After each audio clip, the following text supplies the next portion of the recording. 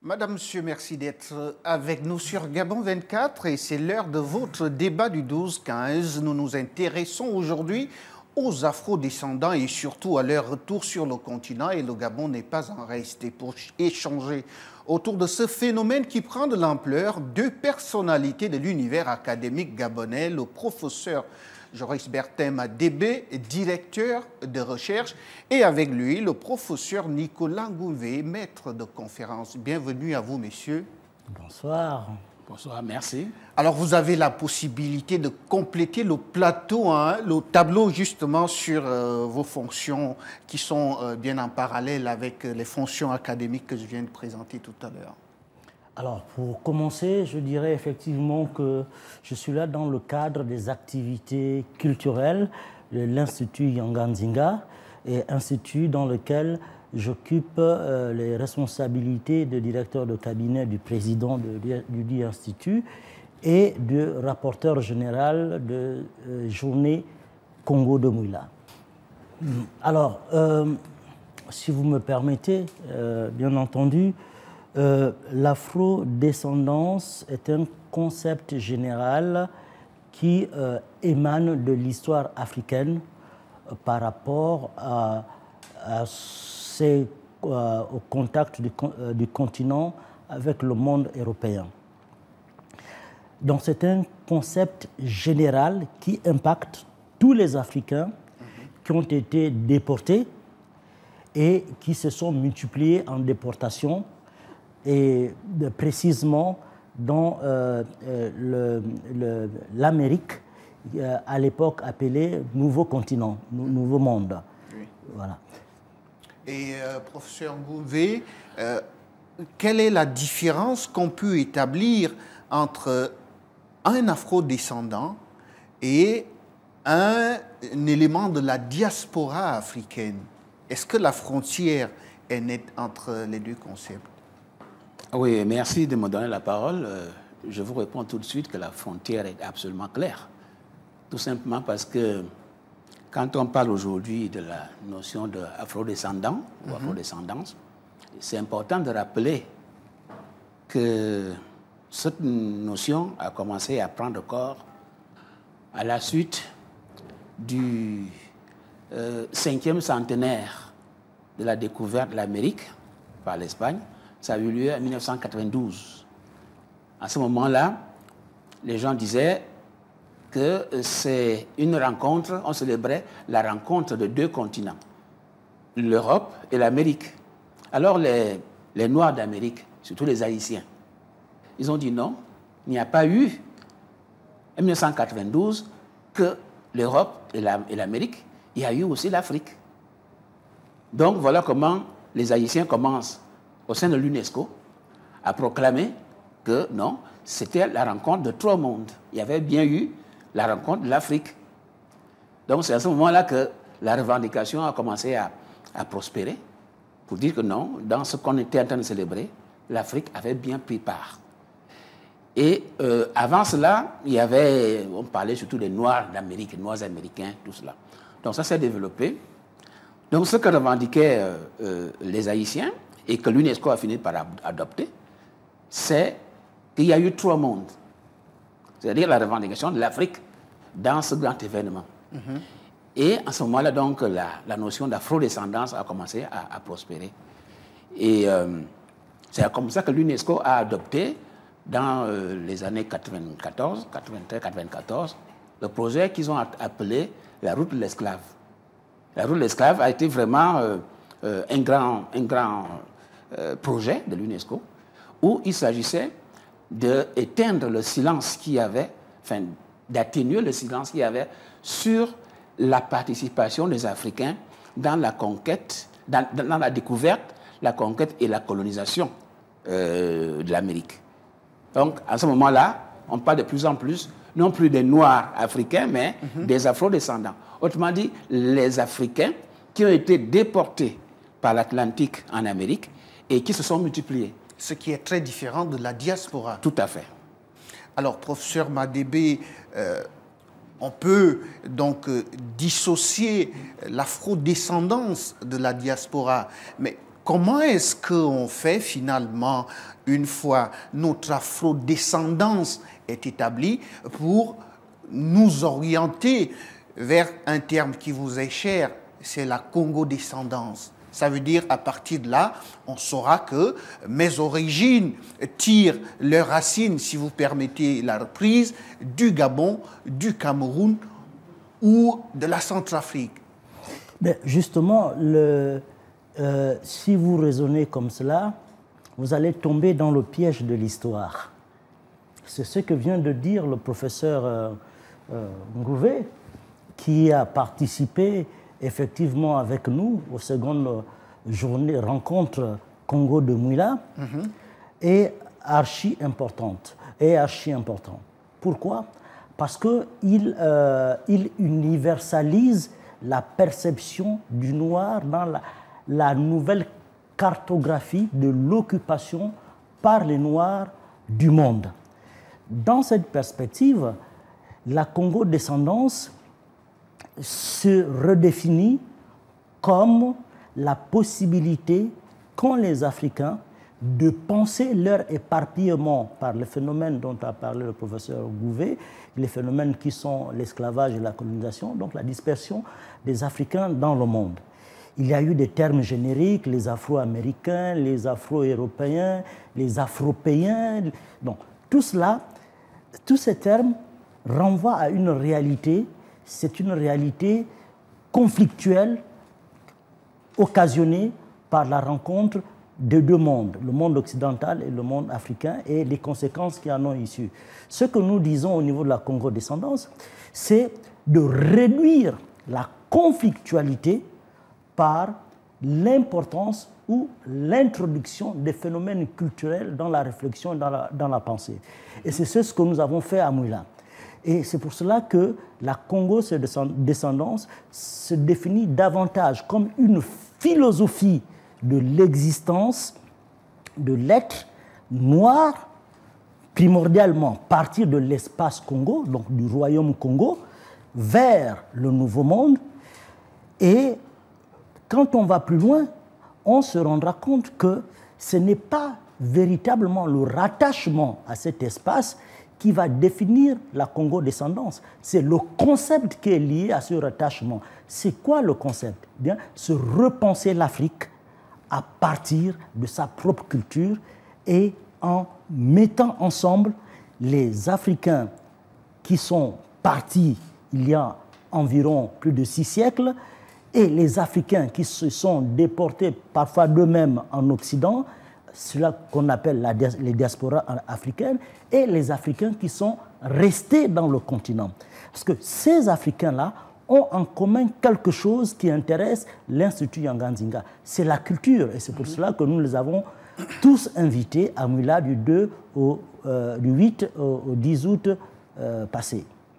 Alors, professeur Ngouvé, lorsqu'on s'intéresse davantage à la posture du professeur Madébé tout à l'heure, on comprend finalement que la Congo-descendance devient une approche beaucoup plus intéressante. Et est-ce qu'on devrait davantage comprendre que la Congo-descendance donne beaucoup plus du sens à tous ceux qui sont dans la quête vers la réappropriation de leur africanité, qu'ils soient en Europe, aux Amériques, en Asie ou même en Afrique ici? Oui, je vous remercie encore une fois et je suis parfaitement d'accord avec le professeur Madébé pour dire que, en fait, la présence africaine en Amérique a toute une histoire qui a commencé au XVe siècle.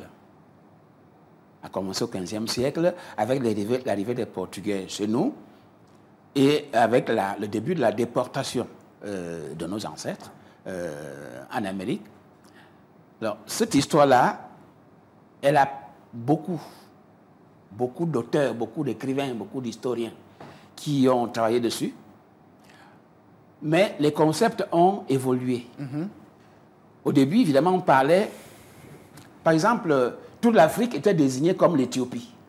Dans les documents négriers, c'était d'abord l'Éthiopie. Ensuite, on a commencé à parler de certains royaumes pour désigner l'Afrique. On a parlé de la Guinée. C'est pour ça que vous voyez qu'il y a beaucoup de Guinée aujourd'hui, le long de la côte atlantique. Donc c'est la terminologie qui a évolué comme ça. Par rapport à ceux qui ont été déportés et qui sont donc nés là-bas, le terme a souvent été des Noirs d'Amérique, des Noirs sans précision. Mais de plus en plus, à cause de certains mouvements qui s'étaient développés sur le continent, on a commencé à assimiler tous les afro-descendants à des Wolofs ou à ce qu'on appelle, nous, aujourd'hui, les Ouest-Africains. Mais de plus en plus, la recherche s'est spécialisée. Il y a eu de plus en plus de preuves scientifiques selon lesquelles une grande partie de ces Noirs africains, en fait, provenaient de ce qu'on appelle, nous on appelle aujourd'hui l'Afrique centrale. Donc, ça a été vraiment une évolution de la terminologie grâce au progrès des recherches. Je vous rappellerai, excusez-moi, j'ai publié en 1994 un livre qui est sorti en Espagne, d'abord, qui s'appelle l'Afrique bantoue dans la colonisation du Mexique. C'était un livre assez scandaleux. Les gens disaient, mais de quoi il parle celui-là? Mais enfin, c'est un livre qui m'a valu un grand nombre de voyages dans le monde latino-américain, où effectivement, il y avait déjà des prédécesseurs à moi qui disaient que non, dans tout ce que vous appelez les Africains introduits en Amérique, il y avait fondamentalement les gens qui venaient de l'Afrique bantoue. Donc, vous voyez, on a commencé à parler en 1994 de l'Afrique bantoue, à cause des recherches, évidemment, qui étaient faites sur le terrain par les linguistes, etc. Aujourd'hui, en fait, on constate, et je l'ai bien vu à la rencontre de Mouila, qu'il qui était plus opportun de parler de Congo bantou. Pourquoi? Parce que dans la bibliographie à laquelle moi j'ai accès dans les archives espagnoles, on parle surtout de Congo. De Congo. Et ils écrivent ça avec C-O-N-G-O.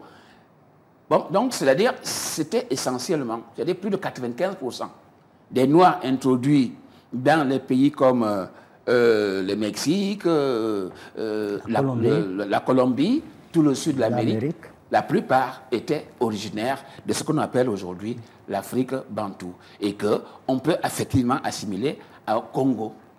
Le peuple Congo, la culture Congo, était effectivement la plus importante, la plus influente surtout, la plus influente.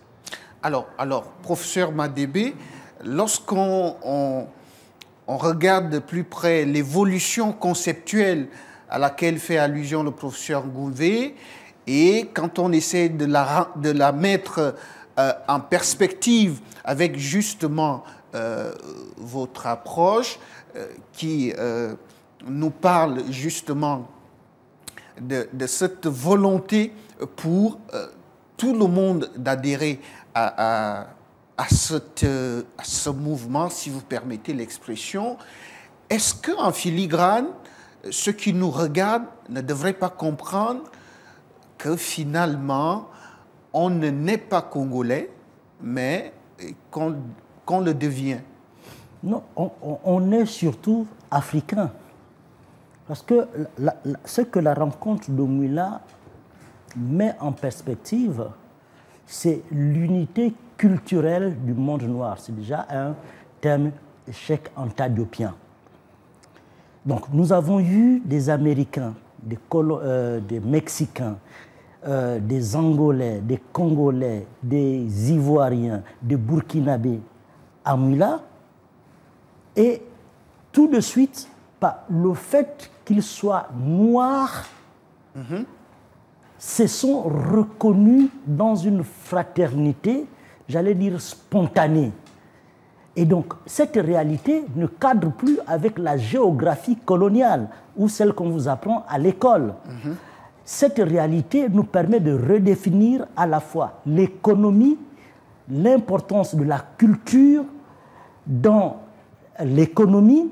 Ça nous permet de redéfinir la stratégie politique et surtout, ça nous permet de repenser le vivre ensemble de l'espace nègre. Parce que ce que Mouila démontre, c'est que le noir est un être planétaire qui a une multiples expériences mondiales et qu'au niveau de Mouila, nous avons demandé de solliciter, de mettre ensemble pour redessiner une nouvelle configuration de la culture, de la visibilité du monde noir.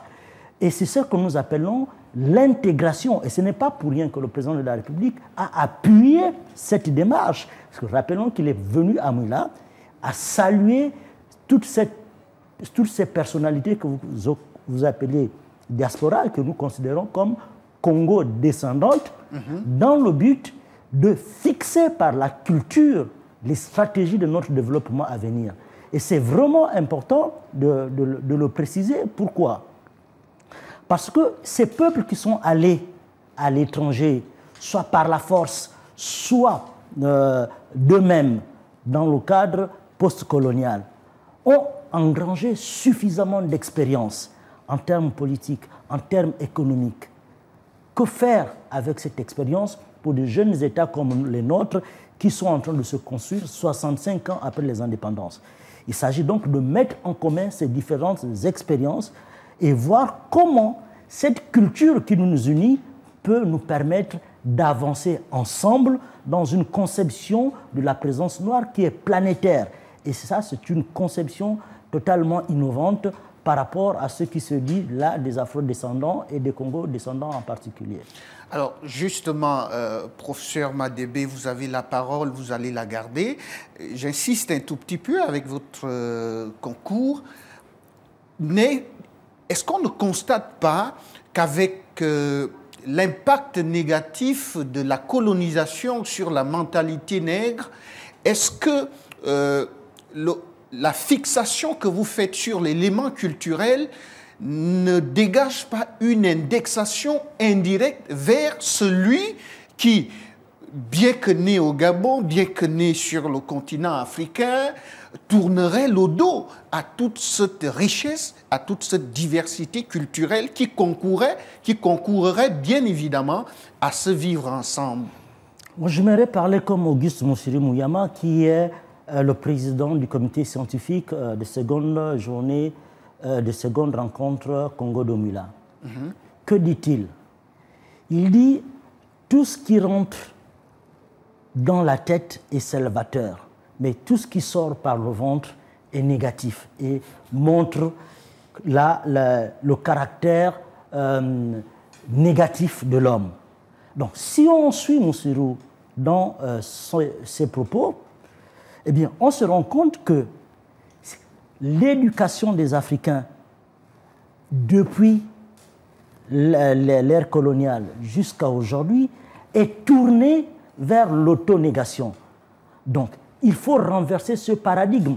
C'est pour cela que nous disons, il n'y a pas de culture il n'y a pas de développement sans culture.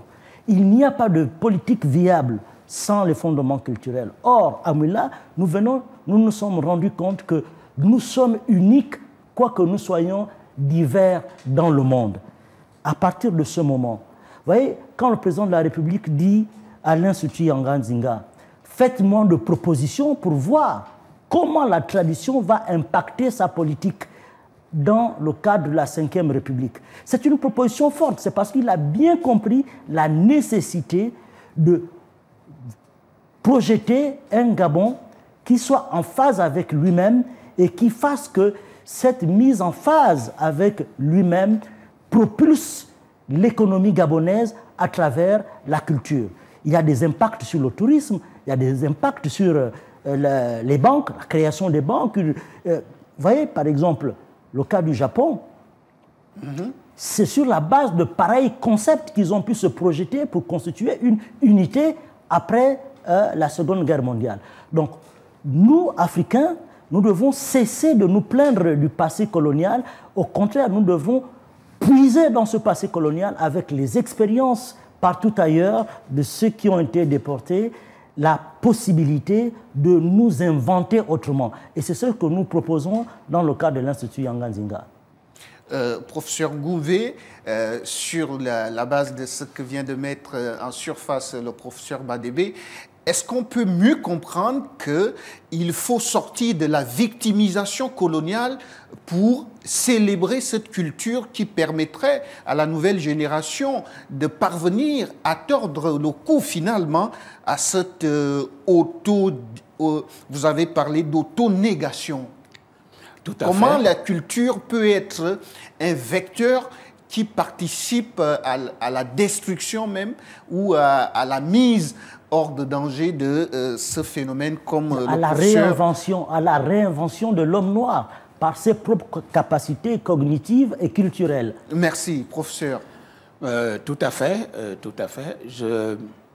J'ai beaucoup travaillé sur deux phénomènes historiques. La traite négrière, d'un côté, et l'esclavage des Noirs, de l'autre côté. C'est-à-dire c'est deux faces de la même monnaie. L'histoire traditionnelle nous a toujours montré que les Noirs, nous devrions avoir honte de la traite négrière, de l'esclavage.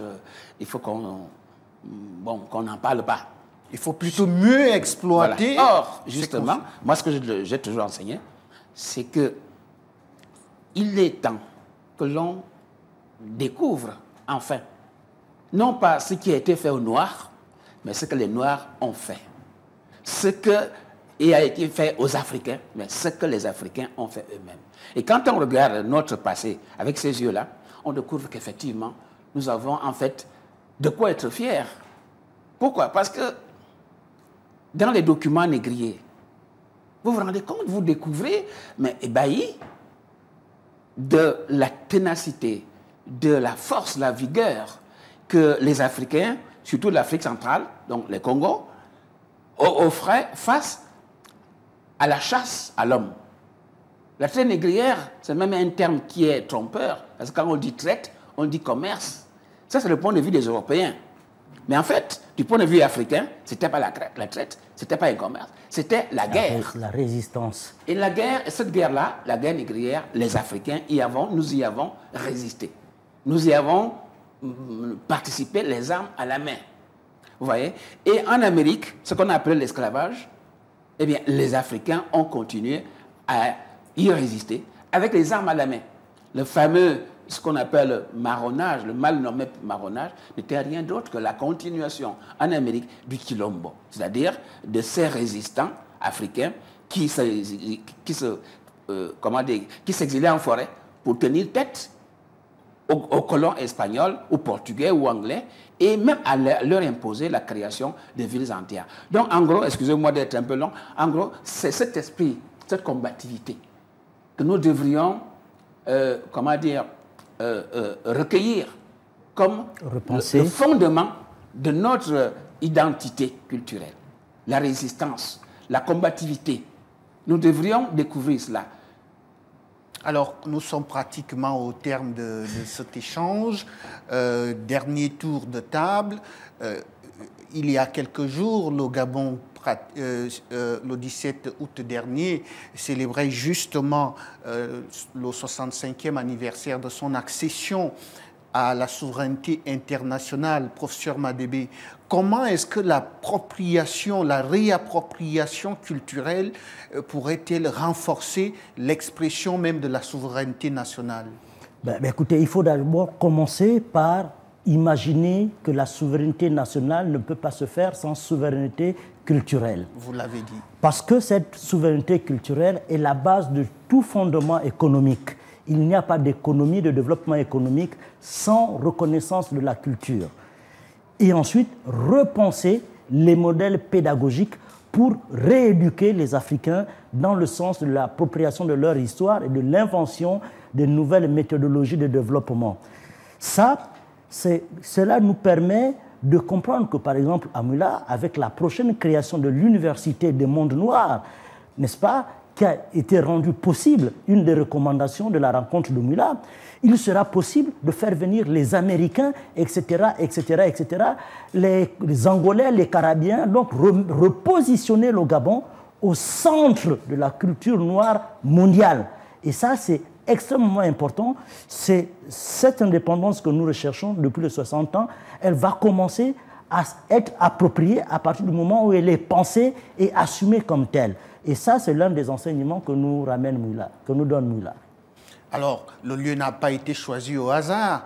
Mouila, lorsque on a regardé la deuxième rencontre de Kong, Yanga et Nzinga, en parallèle justement à la célébration du 65e anniversaire, je veux demander pour finir, professeur Ngouvé, quelles sont les valeurs communes que les résistants ont défendues et qu'on peut retrouver à l'ensemble des pays d'Afrique noire? Vous avez cité les représentants du Burkina Faso, du Mali, et j'en passe. Parce que, pour revenir un tout petit peu sur l'histoire, où on a eu Nyanda Makita, on a eu Mbombe et bien d'autres qui ont opposé une résistance parce que ces derniers voulaient défendre des valeurs d'intégrité et de liberté. Est-ce que ce sont ces valeurs qui sont également défendues sur la plateforme de cette grande association?